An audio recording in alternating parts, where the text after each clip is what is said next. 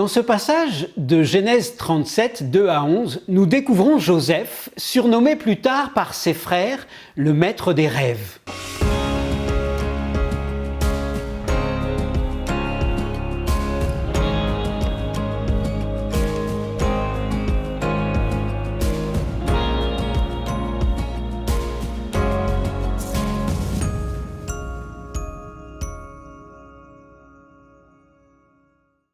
Dans ce passage de Genèse 37, 2 à 11, nous découvrons Joseph, surnommé plus tard par ses frères le maître des rêves. Est-ce avec la naïveté de l'innocence de ses 17 ans que Joseph raconte ses rêves à ses grands frères, ou bien parce qu'il se voit déjà tout en haut de l'affiche? Il faut reconnaître que ces rêves ne sont pas faciles à accepter pour ses frères. Joseph leur raconte que dans les champs, attachant des gerbes, la sienne se tint debout, alors que les leurs se prosternent devant la sienne.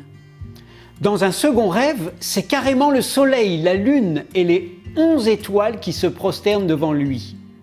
Je ne sais pas si à la place des frères, nous ne l'aurions pas trouvé quelque peu prétentieux, irritant, et si nous aussi, nous ne l'aurions pas pris en grippe. Ce qui est certain, c'est que les sentiments négatifs de ses frères ne vont faire qu'augmenter.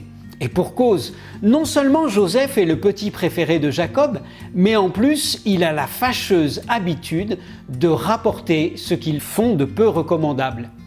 J'imagine l'ambiance familiale.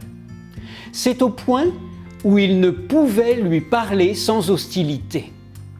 Alors, les rêves dont il est question ne font qu'aggraver finalement la situation, au point où ils le détestèrent encore davantage à cause de ses rêves. D'autant qu'ils en perçoivent la portée. Vas-tu donc être roi sur nous? Vas-tu être notre maître?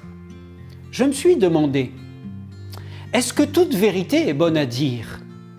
N'aurait-il pas pu faire autrement, Joseph? Et vous, qu'auriez-vous fait à sa place? Les auriez-vous racontés, ces rêves, dans un climat déjà si tendu? En avait-il seulement conscience, d'ailleurs? Bien sûr, nous avons la fin de l'histoire, et nous pouvons nous dire que ces rêves vont trouver leur réalisation. Mais je me pose quand même la question. Pourquoi nous raconter cette histoire? Est-ce pour nous parler de la providence de Dieu? De sa capacité à réaliser ce qu'il révèle, de nous offrir une leçon prophétique? Ou bien s'agit-il aussi de nous dire que même dans une famille dysfonctionnelle, Dieu reste à l'œuvre? Qu'au-delà des cœurs abîmés par la jalousie, par l'hostilité et la rancœur, au point de souhaiter la mort de son propre frère, Dieu cherche encore à restaurer. Qu'être au-dessus signifie finalement servir et venir au secours. Mais ça, Joseph le découvrira plus tard. Je vous laisse parcourir toutes ces questions et bien d'autres encore. Bonne étude à vous tous.